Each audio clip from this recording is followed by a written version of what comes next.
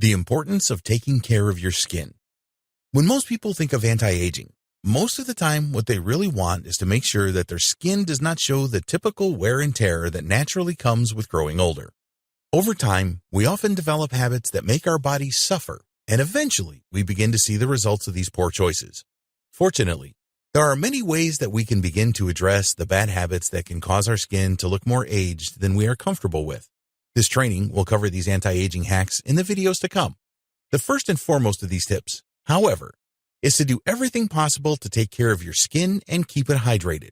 If you are not using a good skincare regime now, then it is something to seriously consider for the future. Our skin is what shows the appearance of age, probably more than most other things besides perhaps gray hair. If you want to have the appearance of youth, what you do and don't do for your skin will really make a difference. Everything that we do has a consequence. If we aren't taking care of our bodies to the best possible extent, then ultimately there will be consequences for that. Make sure the consequences that you manifest are the most positive possible. Our skin is made up of 3 very important layers. The external layer is called the epidermis and contains the protein keratin, which is what eventually continues to grow as our skin cells die and are removed in flakes.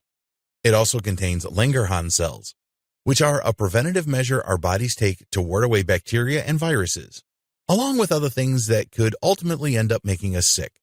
Our skin insulates us, protects us from water and intense temperatures, and keeps our inner workings safe from sun damage. It also gives the brain signals through our nerve endings when everything is operating fully. Ultimately, it is one of the most important organs in our body, although it can be easily argued that every organ in our body is pretty important. The layer of skin below the epidermis is called the dermis, and it is also very important.